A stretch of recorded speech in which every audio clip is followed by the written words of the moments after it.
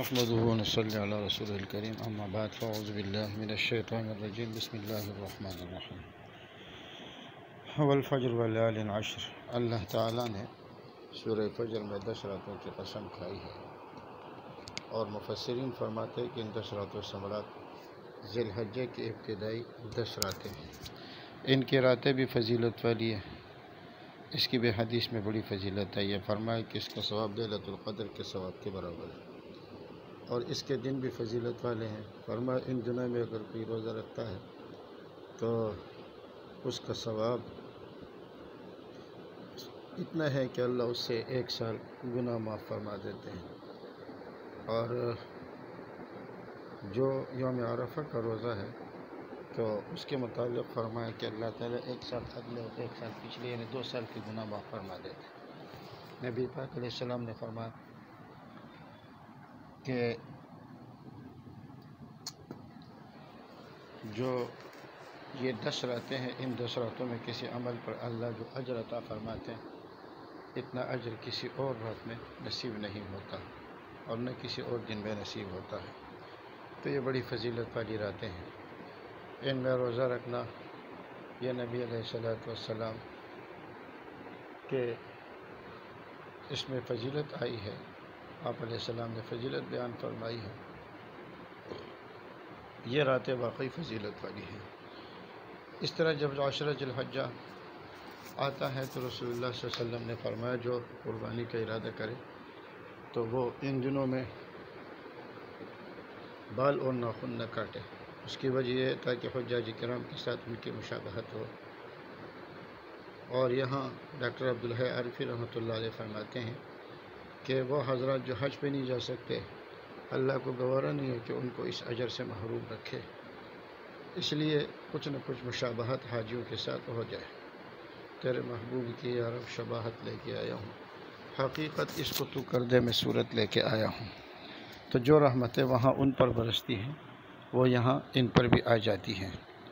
اللہ کے لیے کیا، وہ تو بڑے فضل و کرم والے ہیں، کیا مشکل ہے کہ وہ اجر و ثواب اللہ تعالیٰ ان حضرات کو بھی عطا فرما دے جو اپنی مالی کمزوری کی وجہ سے حج و عمرے پہ جا نہیں سکتے۔ لیکن یہ عمل زیادہ سے زیادہ مستحب ہے۔ بعض لوگ سمجھتے ہیں کہ اگر آپ لوگوں نے ان میں بال اور ناخن کاٹے تو آپ کی قربانی نہیں ہوگی یا قربانی پہ اثر پڑے گا، تو ایسا کوئی مسئلہ نہیں ہے۔ بہتر یہی ہے کہ وہ بال اور ناخن نہ کاٹے، لیکن اگر بال اور ناخن زیادہ بڑھ گئے ہیں تو کاٹ سکتے ہیں، اور اگر ویسے بھی کاٹ دیے تو اس سے آپ کے قربانی پر کوئی فرق نہیں پڑے گا۔ جو حضرات قربانیاں نہیں کر سکتے تو وہ بھی اگر قربانی کرنے والوں کی شباہت اختیار کرتے ہوئے بال اور ناخن نہ کاٹے تو انشاءاللہ وہ بھی اجر سے محروم نہیں رہیں گے۔ تو ایک حکم تو عشرہ ذی الحجہ میں یہ متوجہ ہوتا ہے، دوسرا ایک روزے کا ہے، اور دوسرا یہ بال ناخن کاٹنے کا، تیسرا تکبیرات تشریق ہے۔ تکبیرات تشریق ہے اللہ اکبر لا الہ الا اللہ واللہ اکبر وللہ الحمد۔ نماز کے متصل بعد، اور نماز سے مراد فرض کی جماعت مستحبہ۔ فرض اس لیے کہا کہ اگر فرض کے علاوہ جیسے فرض عین نماز کے بعد فوراً متصل، تو اس سے سنن نکل گئے، نوافل نکل گئے، نماز جنازہ اس سے نکل جاتا ہے۔ متصل بات کا مطلب یہ ہے کہ نماز پڑھنے کے بعد آدمی یہاں رکے نہیں، یعنی کہ نماز کے منافی کوئی عمل نہ کرے، بلکہ جیسے کہ نماز کے منافی عمل سے مطلب یہ ہے کہ وہ کوئی کھائے پیے یا بات چیت کرے یا اس جگہ سے اٹھ جائے دوسری جگہ چلے جائے، تو اس چیز سے پھر وہ تکبیرات تشریق ساقط ہو جاتی ہیں۔ تکبیرات تشریق جس طرح مردوں کے لیے ہے صحیح قول کے مطابق عورتوں کے لیے بھی ہے، اور عورتیں جو ہے وہ بھی تکبیرات تشریق پڑھیں لیکن آہستہ آواز سے۔ اور عورتوں کے لیے طریقہ یہ ہے کہ چونکہ وہاں اکیلے نماز پڑھتی ہیں، مسجد میں تو یہ ہوتا ہے کہ دوسرے لوگ تکبیرات تشریق پڑھتے ہیں تو یاد آ جاتے ہیں، عورتوں کو عموماً یاد نہیں رہتا، اور صحیح قول کے مطابق ان پر واجب ہے، تو اپنے ساتھ یہ تکبیرات تشریق سامنے لکھ کر لگا دیں تاکہ ان سے بھولیں نہیں۔ اور مرد حضرات قدر بلند آواز سے اور ایک مرتبہ پڑھے. جو 3 مرتبہ پڑھتے ہیں یا 1 مرتبہ سے زیادہ پڑھتے ہیں، علماء نے فرمایا یہ خلاف سنت ہے. بہت زیادہ بلند آواز بھی نہ ہو اور بہت ہلکی بھی نہ ہو، درمیانی آواز سے وہ پڑھے. اور تکبیرات تشریق اگر رہ جاتی ہیں تو اس کی پھر اگر اپنی جگہ سے اٹھ گیا یا بات چیت کی یا کھایا پیا تو یہ ساقط ہو جاتی ہیں. لیکن بہرحال چونکہ واجب ہے تو یہ حتی الامکان کوشش یہ کرنی چاہیے کہ وہ اس کو کرے. امام نماز پڑھا رہے تو امام بھی بھول سکتا ہے تو پیچھے مقتدی ذرا بلند آواز سے تکبیرات تشریق پڑھ لے تاکہ امام کو بھی یاد آ جائے. اگر آپ نے کوئی فرض نماز پڑھی اور اس کے بعد تکبیرات تشریق کہنا یا آپ کی کوئی فرض نماز رہ جاتی ہے، مثال کے طور پر قضا ہو جاتی ہے، تو کیا قضا نمازوں میں بھی تکبیرات تشریق پڑھی جائیں گی یا نہیں؟ تو اس کے لیے 3 شرطیں ہیں. ایک تو یہ ہے کہ تکبیرات تشریق جو نماز قضا ہوئی ہے وہ ان ہی دنوں کی نماز ہو اور ان ہی دنوں کی فرض نماز ہو، یعنی ان 3 دنوں میں قضا ہوئی ہو. دوسری شرط یہ کہ قضا بھی ان 3 دنوں میں کرے. اگر یہ 3 دن گزر گئے بعد میں قضا کر رہے تو پھر تکبیرات تشریق اس پر نہیں ہوں گی. اور تیسری بات یہ ہے کہ ان 3 دنوں کی قضا شدہ نمازیں اسی سال کی ہوں. اگر پچھلے سال تکبیر تشریق کی نمازیں قضا ہوئی ہیں تو اس سال پھر آپ اس میں تکبیرات تشریق نہیں پڑھیں گے. یہ تو مسئلہ ہوا تکبیرات تشریق کا. اور تکبیرات تشریق کے جو ایام ہیں 9ویں ذی الحجہ کے فجر سے شروع ہوتی ہیں اور 13ویں ذی الحجہ کی عصر تک جاری رہتی ہے. یہ 5 دن ہے، 9، 10، 11، 12 اور 13. 13ویں ذی الحجہ کے عصر تک یہ تکبیرات تشریق جاری ہوتی ہیں. اور تکبیرات تشریق کے علاوہ اگلا مسئلہ آتا ہے عید کی نماز کا. عید کی نماز جو ہے یہ واجب ہے، اور عید کی نماز چاہے عید الفطر کی ہو یا عید الاضحیٰ کی ہو، یہ نمازیں واجب ہیں. اگر کسی دن ایسا ہو جائے کہ عید کی نماز رہ جائے تو عید الفطر اور عید الاضحیٰ میں تھوڑا سا فرق ہے.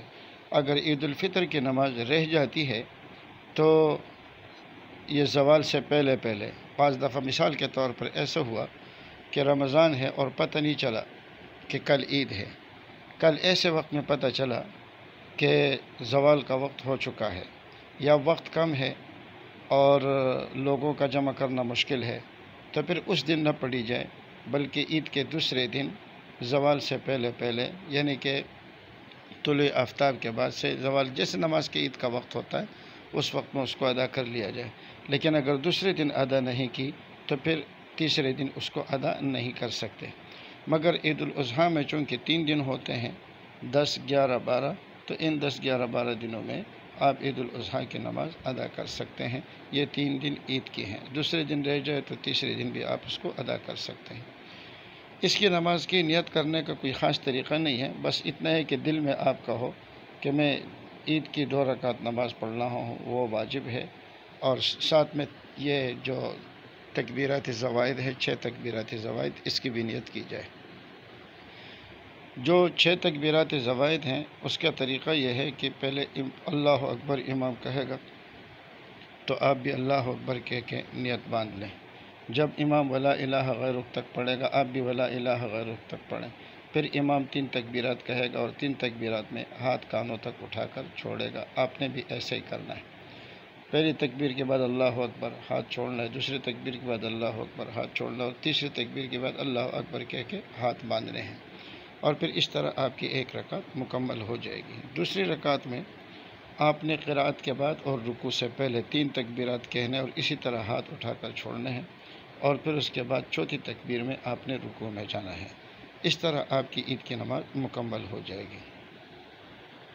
عید کی نماز میں اور جمعے کی نماز میں تھوڑا سا فرق یہ ہے کہ عید کی نماز میں خطبہ جو ہوتا ہے وہ نماز کے بعد ہوتا ہے اور جمعے کی نماز میں خطبہ نماز سے پہلے ہوتا ہے. دوسرا یہ کہ جمعے کی نماز میں خطبہ واجب ہے، عید کی نماز میں خطبہ سنت ہے، واجب نہیں ہے. تیسرا یہ ہے کہ جمعے کی نماز میں امام کے علاوہ کم از کم 3 افراد کا ہونا ضروری ہے، اور عید کی نماز میں امام کے علاوہ اگر 1 فرد بھی ہو تو بھی ہو جائے گا. اگر یہ کس طرح جیسے پچھلے کورونا میں مسئلہ آ گیا تھا اور اس میں آپ نماز پڑھنے کی پابندی لگ گئی تھی، مشکلات خدا نخواستہ ایسے حالات پیدا ہوں تو گھر میں بھی عید کی نماز پڑھی جا سکتی ہے۔ اگر خطبہ نہ بھی پڑھا جائے تو بھی عید کی نماز ہو جائے گی، لیکن جمعے کی نماز کے لیے خطبہ شرط ہے۔ یہ عید اور جمعے کی نماز میں تھوڑا سا فرق ہے۔ دوسرا فرق یہ ہے کہ عید کی جمعے کی نماز میں 2 اذانیں ہوتی ہیں، اور عید کی نماز جو ہے اور جمعے کی نماز میں اقامت بھی ہوتی ہے۔ عید کی نماز بغیر اذان اور اقامت کے ادا کی جاتی ہے۔ اس طرح عید کی نماز کے لیے جو شرائط ہیں، یعنی جو مستحبات اور سنن ہے، وہ یہ کہ صبح سویرے اٹھیں اور جو نئے کپڑے ہوں وہ نئے کپڑے پہن کر آئے، یا دھلے ہوئے صاف ستھرے کپڑے، آپ کے جوڑوں میں جو اچھا جوڑا ہو وہ آپ پہنیں۔ اسی طرح زیب و زینت شرعی حدود کے اندر اختیار کی جائے، خوشبو لگائے، نئے کپڑے پہنے، تیل لگائے، اور یہ ہے کہ عیدگاہ میں سویرے پہنچنے کی کوشش کریں۔ اسی طرح عید فطر میں یہ ہے کہ عید الفطر میں مسجد میں آنے سے پہلے، یعنی عید کی نماز کے لیے آنے سے پہلے کوئی میٹھی چیز کھا کر آپ آ جائیں۔ اور عید الاضحیٰ میں یہ ہے، مستحب یہ ہے کہ آپ اپنے جو کچھ کھائے پیے نہیں، بلکہ عید کے گوشت سے ہی آپ اس دن کا افتتاح کریں۔ بعض لوگ اس کو روزہ سمجھتے ہیں، یہ روزہ نہیں ہے، اور بعض لوگوں کو بھوک لگتی ہے تو کوئی ضروری نہیں ہے، لیکن اگر آپ کو جلدی سے گوشت ملتا ہے تو یہ ہے کہ آپ اس کا افتتاح اس دن کا عید کے گوشت سے کریں، اس لیے کہ یہ اللہ رب العزت کے مہمان نوازی کے دن ہے۔ اسی طرح عید کے دن عیدگاہ میں، عید کی نماز سے پہلے عیدگاہ میں یا مسجد میں یہ نفل نماز پڑھنا یہ مکروہ ہے، اور عید کی نماز کے بعد مسجد یا عیدگاہ کے جا کر کے گھر میں آپ نوافل پڑھ سکتے ہیں۔ بعض لوگ آ کر نوافل پڑھنے پہ کھڑے ہو جاتے ہیں یا اشراق پڑھنے کا انتظار کرتے ہیں، تو یہ نفل نمازیں ہیں، عید کے دن یہ پڑھنا جو ہے یہ مکروہ ہے۔ ان چیزوں کا، ان معاملات کا یہ ہے کہ ذرا خیال کیا جائے۔ اسی طرح عید کے دن جب آپ آئیں تو بہتر یہ ہے کہ راستہ بدل کر آئیں، جس راستے سے آپ آئے ہیں اس راستے کو چھوڑ کر دوسرے راستے سے آپ جائیں۔ اور عید کے دن جو چیزیں آپ لوگوں کو میں نے بتا دی، یہ عید کے دن زیادہ سے زیادہ عید کے مستحبات میں سے ہیں۔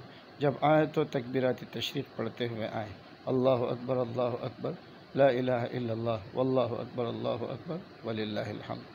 عید الاضحیٰ میں بلند آواز سے، ذرا بلند آواز سے پڑھ کر آنا ہے، اور عید الفطر میں یہ تکبیرات آپ نے آہستہ آواز میں کہنی ہے۔